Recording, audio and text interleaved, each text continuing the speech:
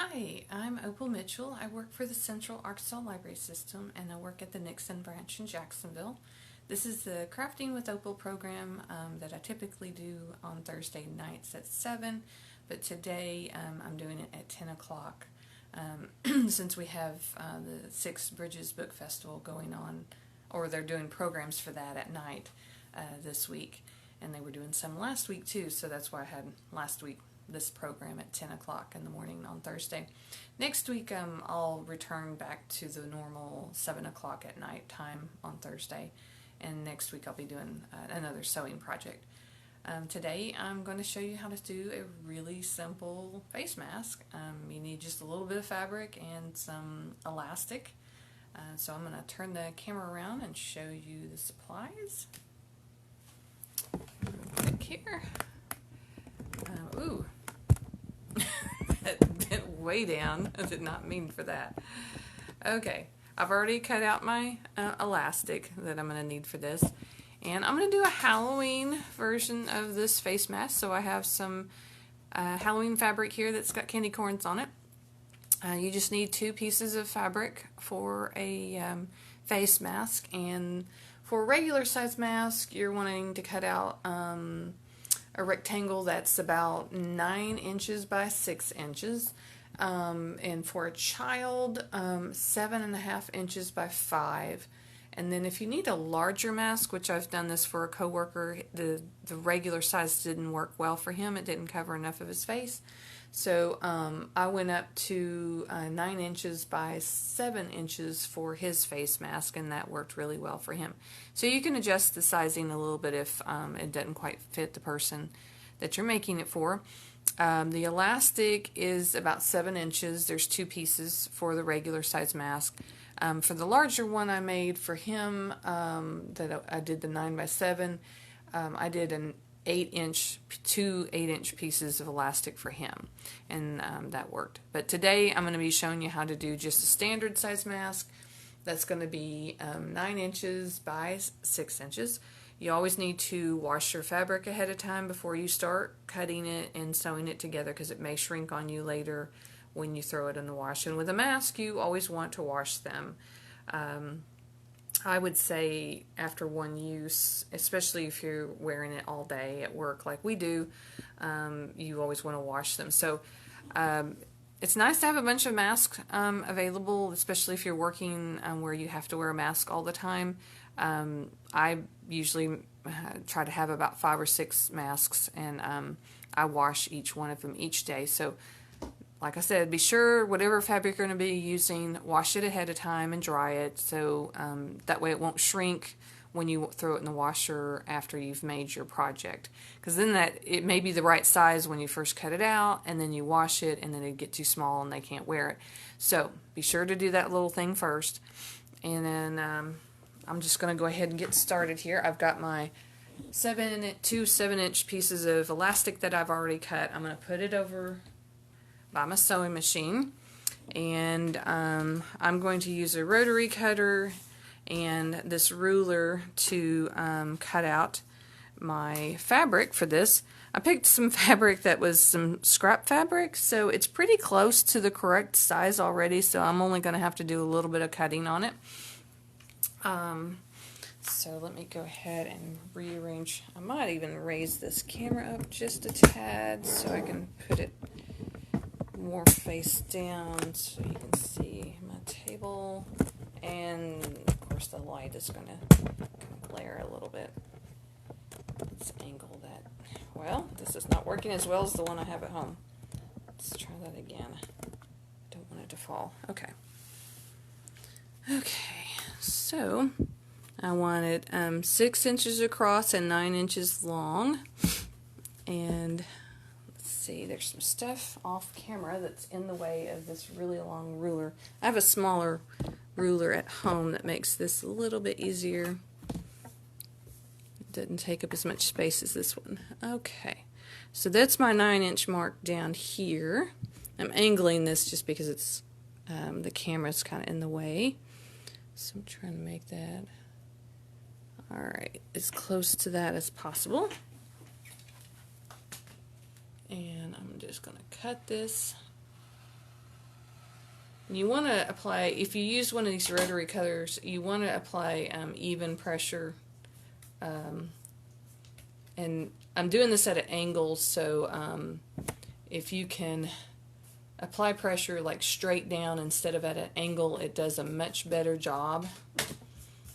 And it will cut correctly for you if you do that.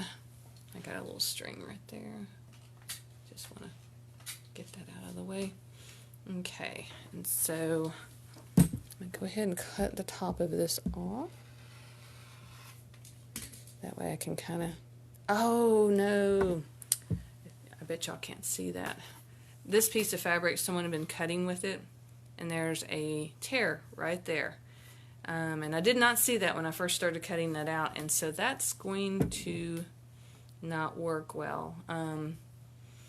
So I'm not going to use this. Luckily I've got plenty more of this fabric. I just try to get the most out of my fabric whenever I'm cutting it. So let's try this again. This one's a much bigger piece, so shouldn't have a trouble with having some pieces that are cut a certain way. Alright, so this is my 9-inch mark. So I'm going to do that again. And you just want to cut out 2 different pieces of fabric that are 9 by 6. And you can, if you don't have a rotary cutter and one of these mats, what you can do is just on the wrong side of the fabric, which that's what this is the wrong side, take a water soluble pen and just draw the lines on there that you need, and then just cut it out. Ooh, sorry. Cut it out with just some regular cloth scissors. That works just as well. I'm going to try to cut this other side, but I'm not real good at doing this side like this because I'm not left-handed. So sometimes, oh wow, it worked this time. Luckily. I think I'm getting a little bit, tad bit better at cutting from that direction. It's really awkward since I'm not cutting on that side since I'm right-handed. Okay, so I'm going to line all of this back up again, which I didn't do a great job on that side like I thought I did. It's a little bit piece of fabric sitting out. I must have, since I did it on the left side, yeah, I didn't quite get it straight. But that wasn't too bad though. Alright, so that's my first piece. That's 9 by 6, and that's my right side. I'm going to put that to the side because I'd pre-pressed my other fabric, but I'm going to have to heat my iron back up again to do that, but that's okay. And I've already pre-pressed the yellow fabric, so I'm going to do that one. Got the wrinkles out of it, and I'm hoping I don't have any cuts in this one. It looks like there shouldn't be. It's a lighter fabric, so I can kind of tell that this one hasn't have any other cuts into it.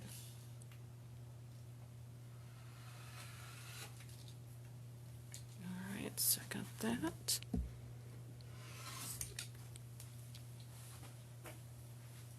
See if I can get this other side, which is really, really awkward.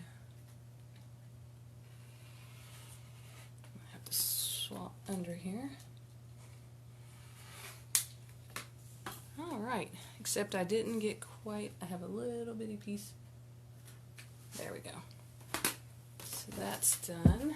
Throw that out of the way, and then I need to cut this other end to make sure that it is straight.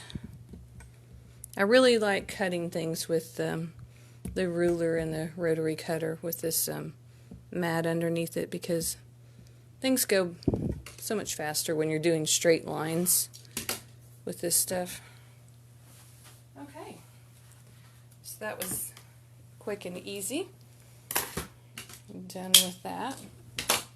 So I'm going to Oops, got some stuff I'm getting out of the way. Alright, and I'm going to press my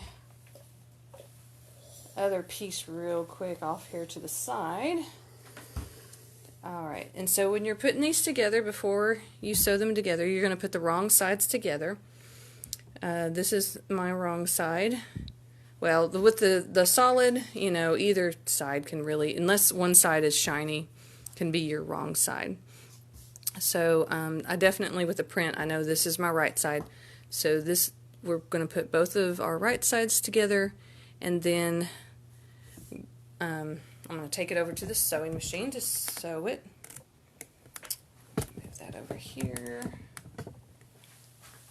And if you have problems with your fabric moving on you, then it's a good idea to pin these pieces of fabric together.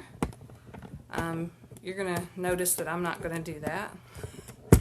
I've made so many of these simple masks that I really don't need. Oh gosh, I do not like this one as well as mine at home. It does not stay up as well. Come on. Oof. Alright, so it does not adjust like mine. So, alright, so let's hopefully not bang into the sewing machine. Thank you, Megan. She's, I've taught her before on how to make these. That's the great thing about these face masks. They are super easy, and it just takes a little bit of fabric, practice. Oh gosh. Yay, I'm just knocking things all over the place. Okay. It just takes a little practice. Just putting the pieces together is pretty straightforward. It's the pleats that you put in the side that some people have issues with, but that you can get used to that after a while. I'm going to start somewhere here in the middle of one of the long sides, because I'm going to come all the way to my corner, and then I'm going to put my elastic in, but I'm not going to put that in until I get close to my corner. I'm going to do a little bit of reversing first. Let's see, I don't feel like that this is centered very good, so I'm going to back this up. Make sure we can see.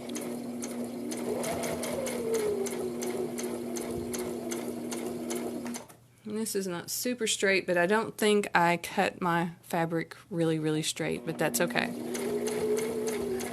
Alright, so I'm getting close to my corner. So you want to insert, oh, there's a piece of fabric. Insert a piece of your elastic in the corner, and you're going to put it at a diagonal, and you want it to be sticking out just a little bit so you can see where it is. And you want that piece of elastic to be kind of at a diagonal. Alright, so I'm just going to sew to the corner and make sure I hit that elastic. Then I'm going to turn it, and I'm still going to make sure that my elastic's off to the side and it's not going to get caught up in this part. Put that back down. And you're going to sew down the edge here to get to this corner. You don't want to go so far that you have trouble getting the elastic in there. So I'm going to grab that piece of elastic that I had kind of at a diagonal. I'm still going to kind of shift it and make sure that I keep it everything away as far as the elastic except for this one little corner here. And then I'm going to put my piece of fabric down on top of it, because you want to make sure that you go over it. And if you're really unsure about it, you can pull it out just a little bit like that and have it sticking out. And I went a little closer to the edge than I wanted to, but that's okay. I'm going to back up one stitch. And then I'm going to turn. And then I'm going to put it back down. And then I'm just going to feel along the fabric here and kind of smooth it down to make sure it's all nice and straight. And then I'm just going to sew down this edge.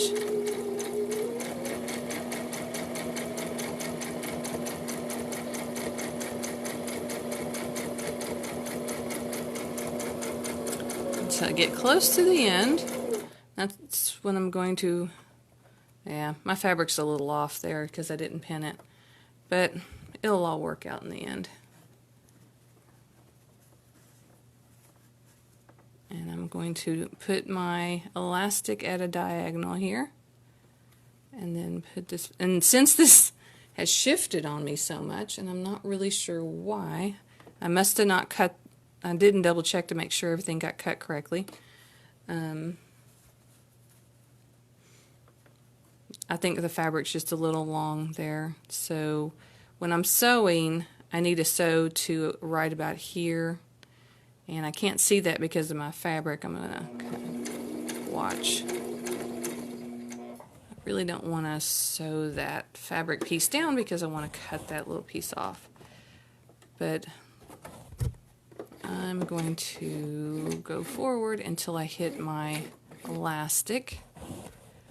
And then I'm going to double check everything, make sure that I didn't come off. Nope, I didn't come off the end there. So this is going to make it a little difficult knowing where I am. So I'm going to make sure my elastic is still staying way over here while I do this edge. And I'm going to scoot my fabric around and make sure that it's nice and straight. I think I just got a little off here, and I'm making myself a little nervous about that. I might be too close to the edge. So, just to be on the safe side, I'm going to back up one stitch. This will just make the mask a little bit shorter.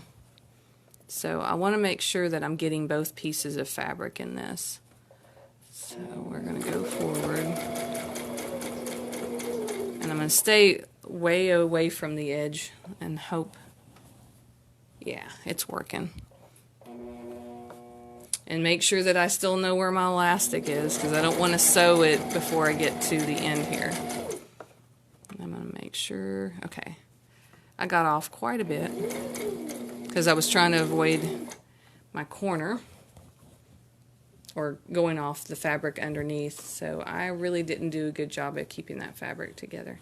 Alright, so now I'm going to slide my other elastic piece. I want to make sure that I'm keeping it flat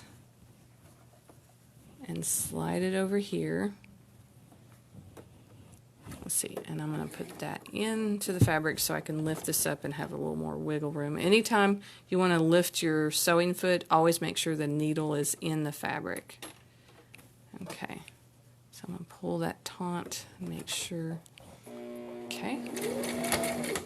Alright, and I went one stitch too far, so I'm going to back up. And that just kind of reinforces your elastic whenever you do that, so that's not a big deal.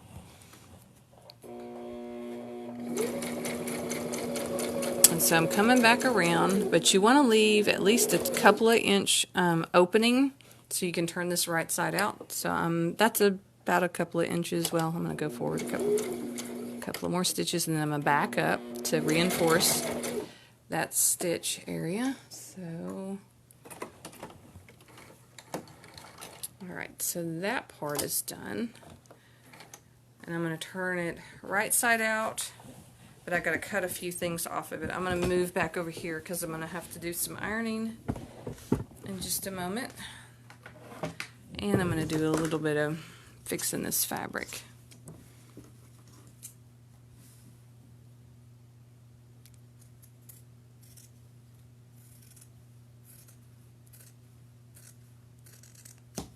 Okay, got rid of some of the excess. And you want to clip your corners, but you do not want to cut where you sewed because you don't want to undo your stitches. And I might have got kind of close on that one.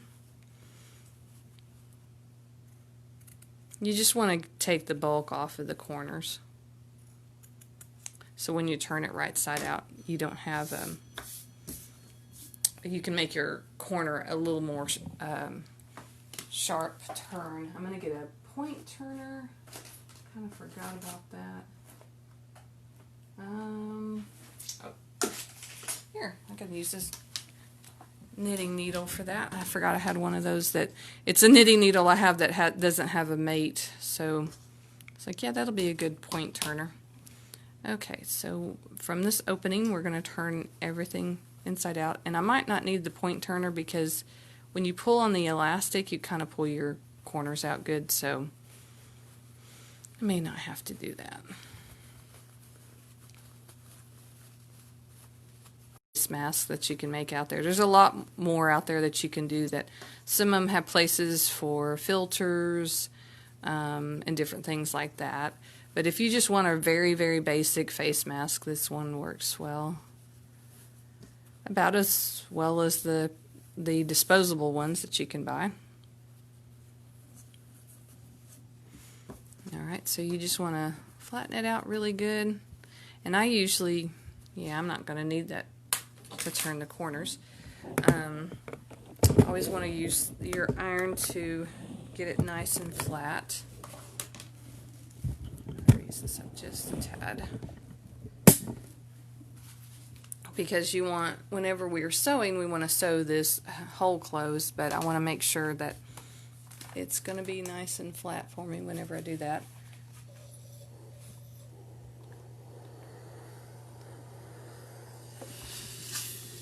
Turn that around.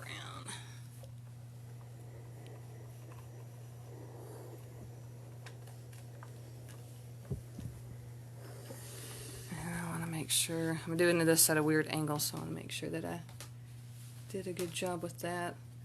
Make sure that the fabric's folded inwards like it should. Okay, and we're going to pin the pleats on it, and then I'm going to do a quick press to it after I pin the pleats.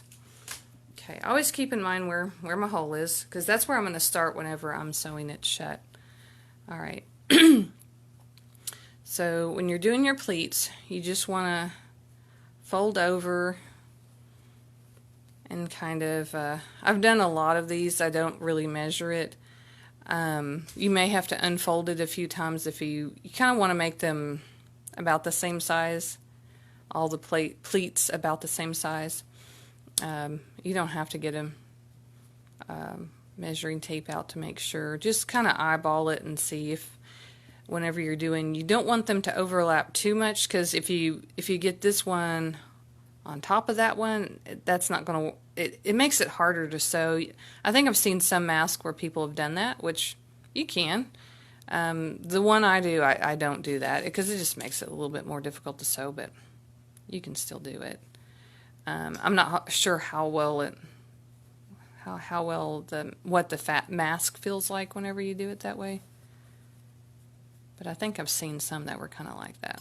And so I just kind of eyeball it and make sure they're all about the same or close to the same size as far as the folding. So that's about how I do mine.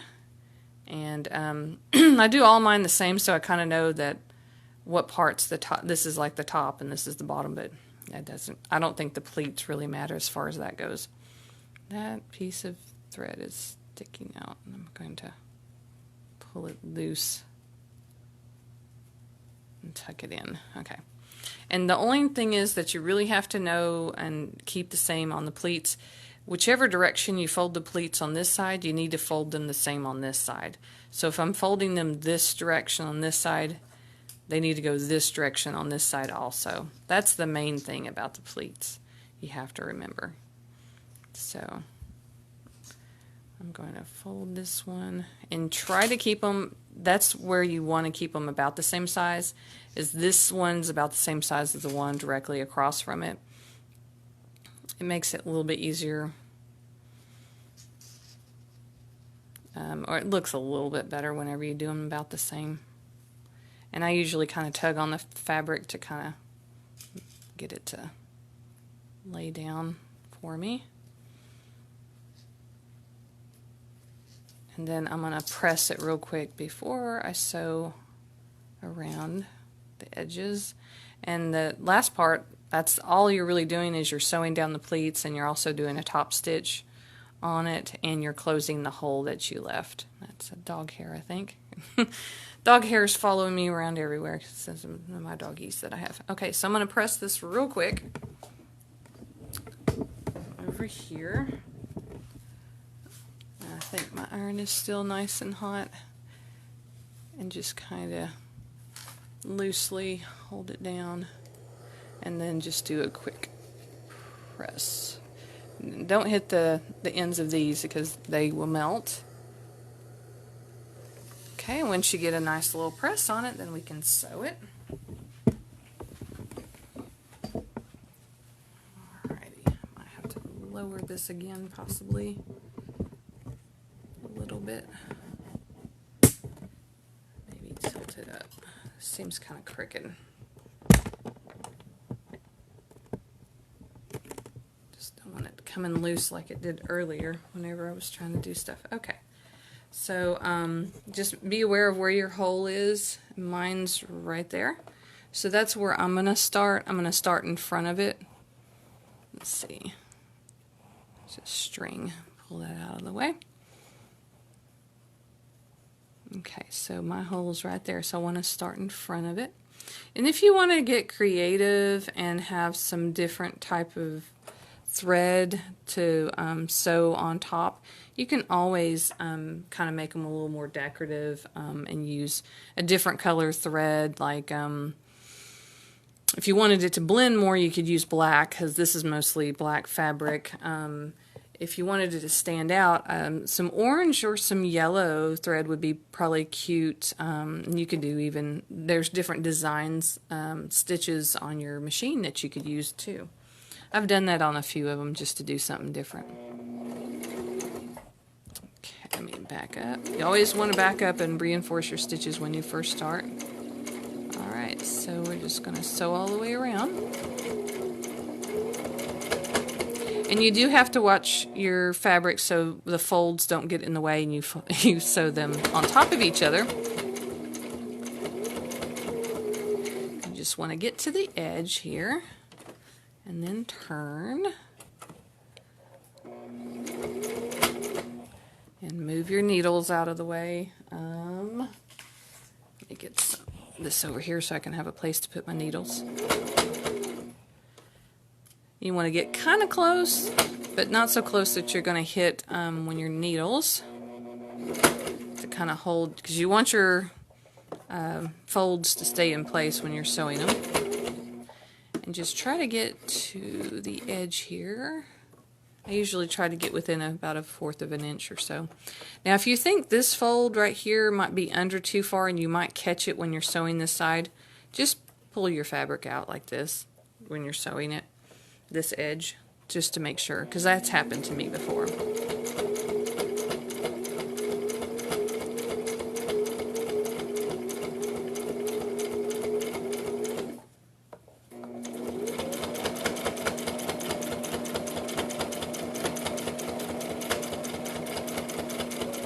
Okay, and now we're close to the other side. And I'm going to sew down this edge. I'm just going to flatten it back out again. Move that out of the way. Oops.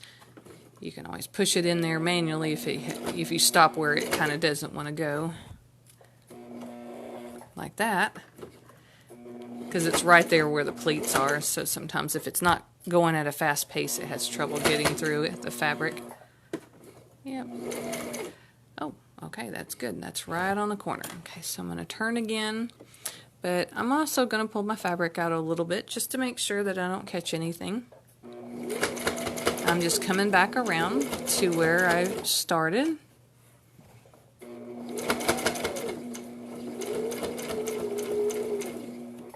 Let's see here. Am I there? Yep, I'm right back where I started. So I'm going to do a couple of back stitches. Alright, so that is it. I'm going to take it out and cut off our threads. And so now we'll have a nice, if you wanted to have a holiday mask, then this is a cute and simple, easy way of making some Halloween ones. And then if for Christmas, if you wanted to, or even for fall, I did some ones with fall fabric to have some fall mask. So that's it for the simple mask. And here's one that I've made previously that I wear to work. You can just use all kinds of fabric that you have, and it only takes 2 pieces of cotton fabric. Try to stay away from the fabric that's more like polyester and stuff like that, because that's kind of like a plastic type fabric. You can do blends and they're okay. If it's a poly cotton blend, that's okay. But the 100% cotton stuff is a little more breathable. So that's what I would recommend. And you just want to make sure that you closed up your hold on the end there. And that is it. That is a simple mask, and that's it for this time. Next week I'll be having this program again back at the normal time, which is 7 o'clock on Thursdays. I'm going to switch back around. So join me again next week at my normal time, which is, like I said, 7 o'clock on Thursday night. And I'll be doing another sewing tutorial. I forgot to bring my example with me to this, but it's going to be something that you can use on like say you have a calendar journal type thing that you keep up with different things, and you want to have, gosh, I wish I remembered to bring it, but it's something that you can put a couple of pens or pencils in it on the front, and it's elastic and it goes around your book, and you can put it on the place of where you're at that time, so you don't have to flip through the book to get to where you stopped, and it allows you to keep up with some pens with it too, and it's kind of decorative and cute. So I think it's called a bookmark pen holder is what it's called. So that's what I'll be showing you how to make next week, and the week after that will be a painting or a paint along that we're going to do. And be sure to call us and get fabric from us or any kind of supplies that we're offering, because we do offer free supplies for the Crafting with Opal program. So this week you could have got some elastic and some fabric for your mask if you wanted to. Next week's the same thing. You could get elastic and some fabric for that one. And then the painting class I'm going to be doing the week after that, you can get paint. And if you've never gotten paintbrushes from us before, then you can get a set of paintbrushes too. And we do give the canvases and so forth. So about any supply you can think of that you'll need. All right, well, we'll see you next time. Bye-bye.